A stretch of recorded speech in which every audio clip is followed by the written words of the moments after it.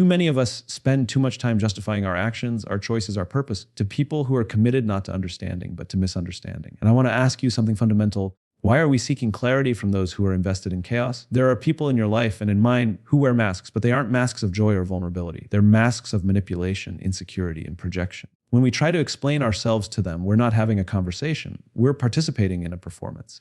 And the worst part, it's a performance we never agreed to audition for. Here's what we need to learn. Not everyone who questions you is looking for an answer. Sometimes they're just looking for control. Their goal isn't dialogue. Their goal is disruption. Their aim is not to understand you, but to dilute you, to drain your energy, to poke holes in your confidence, to feed their own emptiness with your confusion. Explaining yourself, your truth, your growth, your boundaries to people who cannot or will not honor those things is like pouring water into a cup with no bottom. And the moment you realize that, you stop pouring, because real understanding doesn't demand constant explanation. It doesn't require defense. And it certainly doesn't ask you to shrink. So what do we do instead? We redirect. We conserve our emotional energy. We invest in clarity over chaos. We choose presence over performance. We understand that not every reaction deserves a response. Not every question deserves an answer. And not every person deserves a seat at the table of our peace. I want you to think about where your energy is going. Every time you over-explain yourself to someone who isn't trying to understand, you are stepping out of alignment. And alignment is your power. Protect it. Some people cannot meet you where you are, not because you're too much, but because they're unwilling to grow, and your growth will agitate their demons. That's not your burden to carry. It never was. We must stop hoping that the wrong audience will finally applaud. The right people won't need a PowerPoint presentation to believe in who you are. They'll just get it. And the people who don't, let them misunderstand you. Let them sit with their assumptions. That's not your responsibility. Your responsibility is to stay rooted in your purpose, not tangled in their projections. This isn't about arrogance. It's about discernment. You don't owe everyone access to your process. Growth requires silence. Wisdom requires boundaries. Peace requires protection. So the next time you feel compelled to defend your vision to someone who thrives on confusion, pause and ask yourself, is this person really asking me to explain? Or am I trying to be understood by someone who has no interest in truly seeing me? Walk away from those moments with grace, because protecting your peace isn't selfish. It's strategic. 5 keynotes from the speech. Stop explaining yourself to people who are committed to misunderstanding you. Not every question deserves an answer, and not every critic deserves your energy. Protect your peace by setting boundaries and recognizing manipulative behaviors. Your growth may trigger others, but their discomfort is not your responsibility. Clarity doesn't require constant explanation. Alignment does not need approval. Stop explaining yourself to people who are committed to misunderstanding you. It sounds simple, almost obvious, but it touches something deep within our human nature. We all want to be understood. It's one of our most basic emotional needs. We want our intentions to be seen clearly, our actions to be respected, and our decisions to be received without suspicion. But the truth is, not everyone around us is willing to offer us that understanding. And more importantly, some people are not capable of it. Worse still, there are those who have no interest in it. They're not seeking to learn who you are. They're seeking to distort who you are. This is where we fall into a trap. We feel the urge to explain. We write long messages, rehearse conversations, justify our motives, apologize for our growth, and soften our truth. We think that maybe, just maybe, if we say the right thing, they'll get it. They'll stop twisting our words. They'll stop labeling our confidence as arrogance, our boundaries as disrespect, our silence as weakness. But the reality is, no explanation is enough for someone who has already decided to misunderstand you. You're not having a conversation. You're defending yourself in a courtroom where the verdict has already been written. Some people are committed to misunderstanding you not because you're unclear, but because your clarity threatens the story they want to believe. Your growth challenges their comfort. Your confidence stirs their insecurity. And instead of owning that discomfort, they project it onto you. They shift the blame, rewrite the narrative, and expect you to play the villain in their version of events. And if you're not careful, you'll keep trying to convince them otherwise.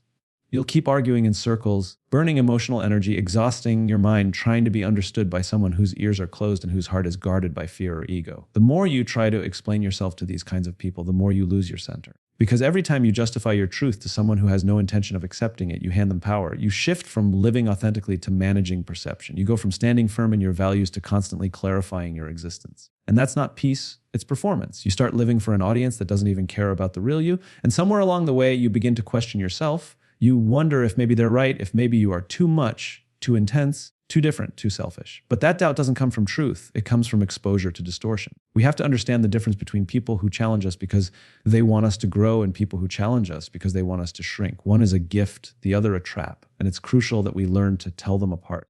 Because when you waste your voice on people who refuse to hear you, you go silent in the places where your voice could make an impact. You silence yourself where it actually matters. You give up your emotional bandwidth trying to prove yourself to those who have already dismissed you. And what you end up with is burnout, resentment, and disconnection from your own truth. Your job is not to convince people of your worth. Your job is to live it. Your job is to embody your values so deeply that even if someone doesn't understand, they can't deny your integrity. Let people misunderstand you. Let them think what they want to think. The truth doesn't need defending when it's lived with consistency. And people who are truly meant for you, friends, partners, mentors, collaborators, won't need an essay to believe in you. They'll get it not because you explained it perfectly, but because you are honest, aligned, and unshakable in your self-respect. In a world full of noise, confusion, and projection, protect your clarity. Stop giving pieces of your energy to people who are committed to twisting them. You don't need to prove what you already know. You just need to protect it. Not every question deserves an answer, and not every critic deserves your energy. One of the greatest emotional disciplines you can develop is learning to pause before reacting. We've been conditioned to believe that every inquiry demands a response, that every accusation needs a defense, and that silence means guilt or weakness. But that mindset keeps you trapped in a loop of constant justification, turning every interaction into a test of your worth. The truth is, some questions are not asked out of curiosity, but out of control. And some critics are not offering feedback, they're offering projection, their pain, their doubt, their fear, wrapped in the disguise of concern or confrontation. When you respond to every question, especially those designed to provoke or diminish, you become reactive instead of intentional. You begin living on defense, and that's no way to live. It's like trying to walk forward while constantly looking over your shoulder. You lose direction, you lose purpose. And most importantly, you lose the calm that comes from knowing who you are and what you stand for. Silence is not always a void. Sometimes it's a boundary. Sometimes it's the most powerful answer you can give, especially when the intent behind the question is not truth, but entrapment. Think about how often people throw questions at you that have nothing to do with learning or understanding. Why are you like this? Who do you think you are? Why would you even try that? These are not questions seeking insight. They're rhetorical weapons designed to shrink you. They're meant to trigger doubt and weaken your confidence. If you accept the premise of these questions, you've already surrendered your power. You're stepping into a debate where your value is on trial and the judge isn't even impartial. So instead of playing their game, you must learn to step back. You must develop the discipline to say, not everything requires my energy. The same goes for critics. Not all criticism is constructive. Some is corrosive. It doesn't come from a desire to help you grow, but from a desire to make you small. It's easy to give people access to your energy when they're loud, but volume is not wisdom. Criticism without context is noise. And if you absorb all of it without discernment, you'll become paralyzed by opinions that were never meant to build you. People will criticize your voice, your silence, your ambition, your caution. If you chase their approval, you'll always be running in circles, never truly free to live your truth.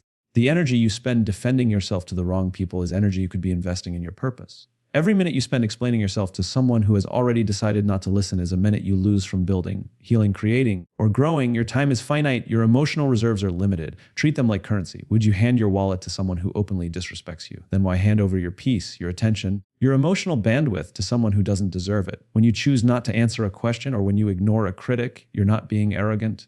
You're being strategic. You're choosing to stay focused. You're choosing not to explain your journey to someone who's never walked your path. And that's not weakness, it's maturity. It's knowing that your purpose doesn't need permission, and your path doesn't need public validation. Growth often requires quiet. It requires the restraint to walk away from noise, even when that noise is coming from people you once tried to impress or please. You are not obligated to shrink yourself for anyone's comfort. You are not responsible for fixing other people's projections. If someone misunderstands you despite your honesty, that is not your burden. If someone criticizes your journey without knowing your steps, that is not your problem. Your energy is sacred. Learn to guard it. Don't let every question shake your foundation, and don't let every critic write your story. Most importantly, understand that silence is not surrender. Sometimes it's your strongest defense. Protect your peace by setting boundaries and recognizing manipulative behaviors. Peace is not the absence of noise. It is the ability to remain steady within yourself no matter how loud the world gets. And that kind of peace isn't given, it's built. It's created through decisions that often go unnoticed by others, choosing not to answer a call that drains you, walking away from conversations that twist your words, declining invitations that feel more like obligations,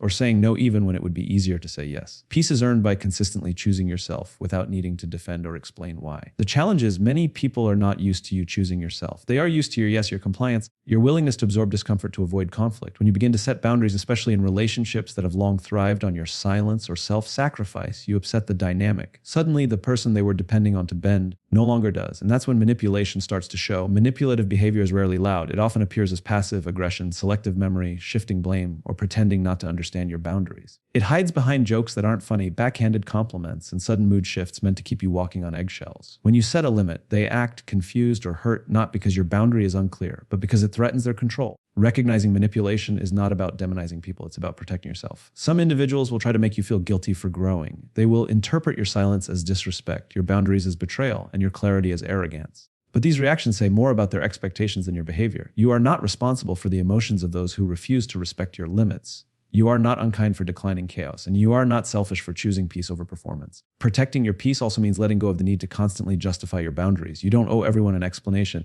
If someone continuously crosses your limits despite you being clear, that is no longer a misunderstanding. That is a choice. And your response doesn't have to be dramatic. You don't have to argue, defend, or retaliate.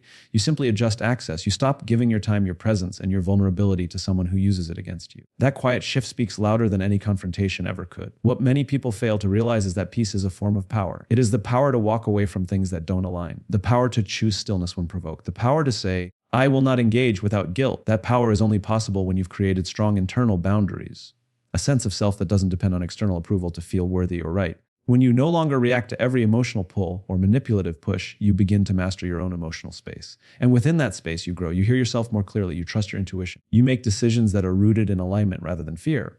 Peace doesn't mean life becomes quiet. It means your mind does. It means you're no longer emotionally hijacked by people who don't care to understand you. It means you've stopped over-explaining, over-giving, and over-apologizing. You don't chase closure where there's only chaos. You don't stay in conversations that turn into loops.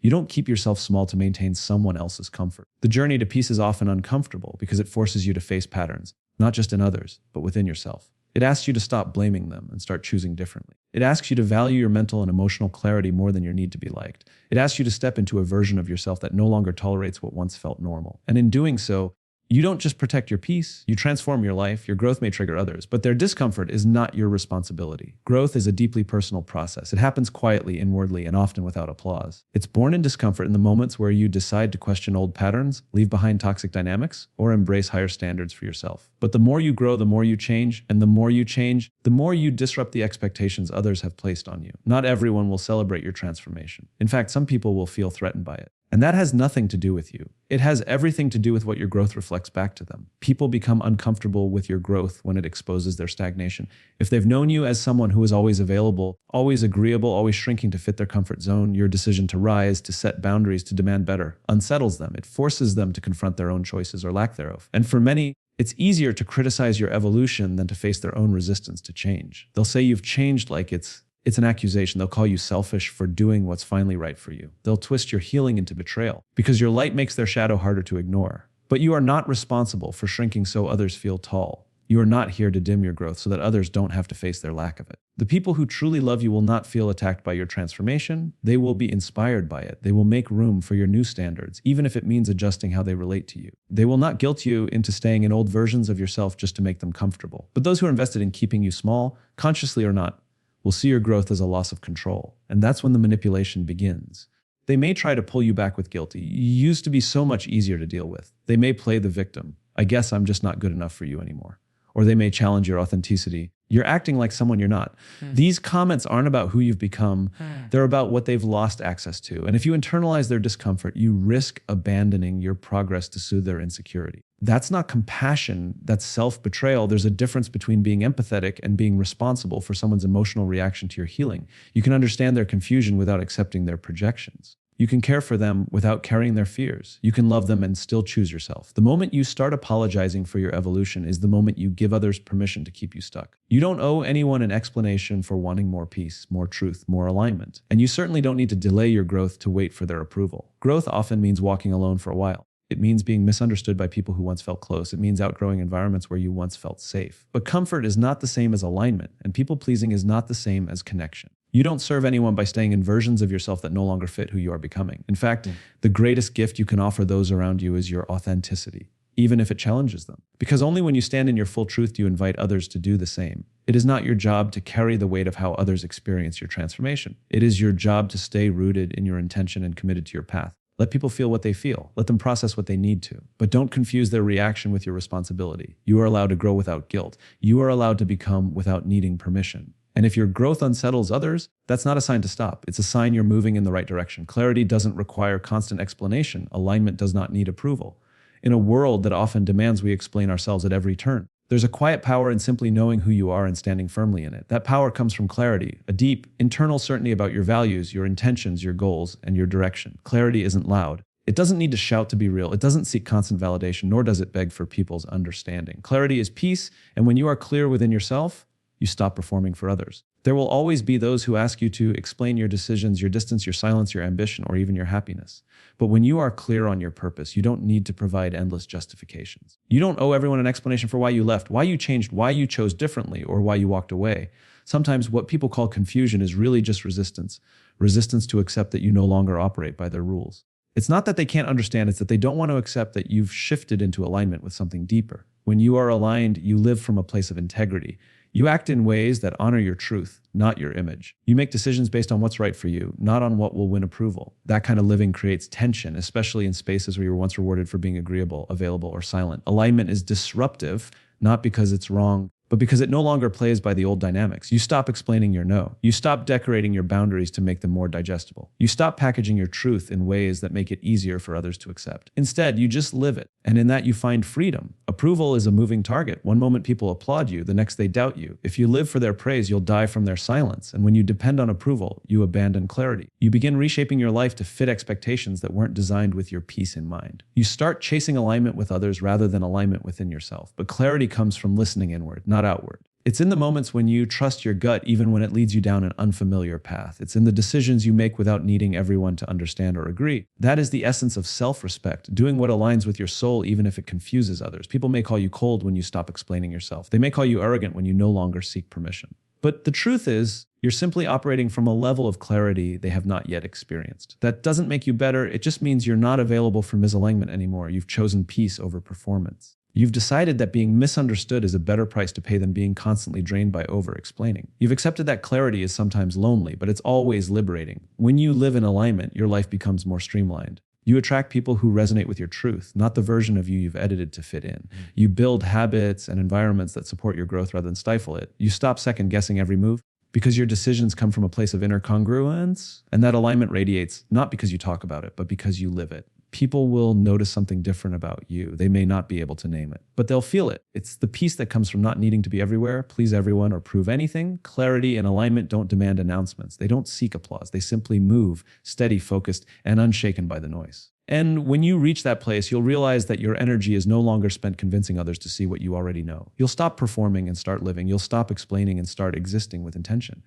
And that, more than anything, is what it means to be free. The moment you stop explaining yourself to people who are committed to misunderstanding you, you begin to reclaim your energy, your identity, and your power. Not every question is rooted in care, and not every critic deserves your attention. By setting boundaries and recognizing manipulation, you protect your peace and create space for your true self to thrive.